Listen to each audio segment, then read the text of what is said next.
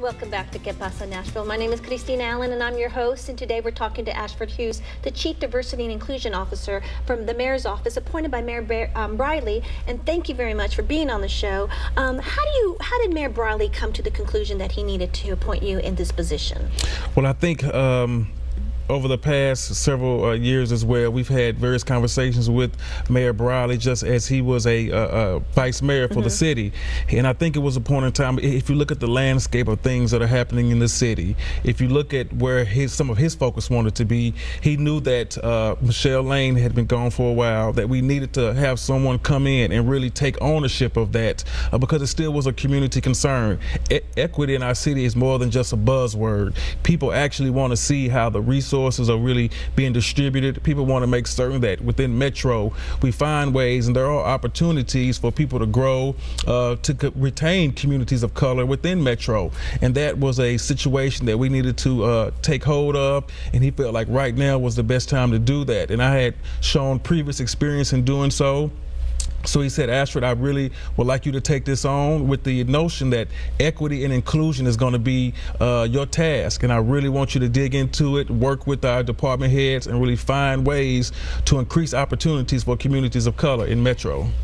But that does not exclude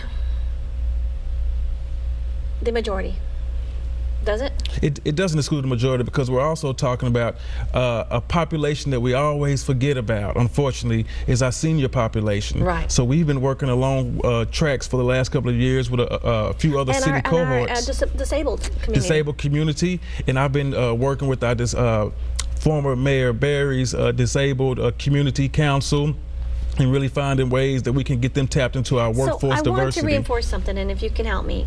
Diversity and inclusion does not mean exclusion. It just means bringing everyone else to the same opportunity level. Yes. And so it's not excluding a certain majority.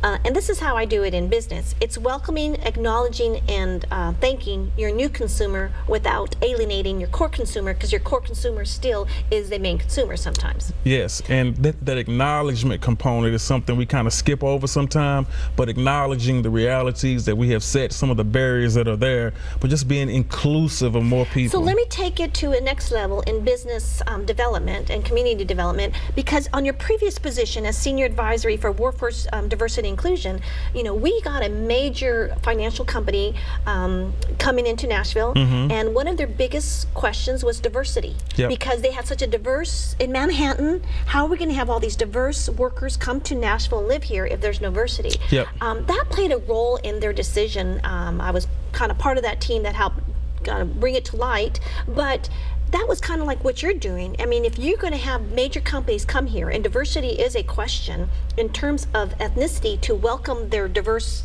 employees coming in as well as building diversity, you got to be able to have a workforce pipeline. So what in that role allowed you to be in this role, I would assume, but in your previous role, that is a huge component of success for our city, for everyone. It was, and you'll hear the numbers. Is, right? It still is, and you hear the numbers at some point. I think Nashville now is at 2.7, 2.5% unemployment, but we know that in communities of color specifically, sometimes that unemployment rate is up to 15 to 20+%. So we've been working with our Nashville Career Advancement Center. We've been working with other community partners like the Urban League, Conexion Americas, Goodwill, to make certain that we are helping them to get into the community where the unemployment rates may be higher, that we can begin to find those individuals, make certain that we get them in, get them the training that they need to go to these industries. So that they can retain them. Yes. That's a big thing, is that just because we have a diverse community, a lot of them are newly Americans, legal. That doesn't mean they understand that components, but we're getting more and more assimilated children graduating that we need. And even for me, that has been a little bit of a learning curve, learning of the cultural differences and changes from new Americans coming here. But that's again why I lean on community partners like yourself, like Vanessa in the Office of New Americans, like Fabian, who's a great council member, like our other council members that embrace already, and really find ways that they can help us to really foster those relationships. What challenges do you have then? I mean, you have challenges from your Metro Council members, and you have challenges against going against what is we what is believed to be a solution, not the solution. But what are your challenges? Challenges are twofold. Challenges, diversity and inclusion in a city of 800,000 people or so now is a hard task, and it's not a 6 month, it's not a 1 year, we found the answer, we fixed it. So that's one thing. It's going to take a little bit of time. The second thing is like getting it right and finding out what are the right metrics that we need to show that we're showing improvement. How do we then begin to show the community and build trust to show we are looking out for all communities, all races, all genders, all age groups. Those challenges are real because I really hold myself to wanting to see change happen, but I know it may not happen as quick as I would like to, but really having those honed in metrics so we can at least show a community that we're taking steps in the right direction. Okay, but it's going to take those establishments to also understand opportunity with your objective, and understanding that not only are you working with the community, you're working with the business community to understand that there has to be connections for them to be successful. And so are you thinking a majority of the businesses in Davidson County understand that they have a role in all this? So I think not yet, but I know within Metro, in the businesses, when we talk about the mayor appointed through executive order, the Minority Business Advisory Council, I think the mayor to date has been clear about what his goals and expectations are with the city and city procurement opportunities for businesses of color. So I think we are still going to hammer that out over the next couple of months and next years as he's mayor, to really be intentional about that. But I think his next steps is also to have that larger conversation with the larger business community to talk about how they can assist in growth and development. Then do you work along with the chamber or that has those corporations that are invested into the community that have a role within the mayor's office as well? Definitely so, definitely so. I work hand in hand with our Economic and Community Development Department, work hand in hand with the Nashville Chamber. We're beginning now on my recommendations to work more with our ethnic chambers across the city to really bring them in and foster that in. And your advisory council, it's a great diverse in terms of not just ethnicity, because there's diversity and there's Caucasians, there's business leaders, and there's leaders within each of the communities to come together. Yep. So what is that goal of that Business Advisory Council? The goal of that is to really look at the data around what's happening right now with Metro procurement.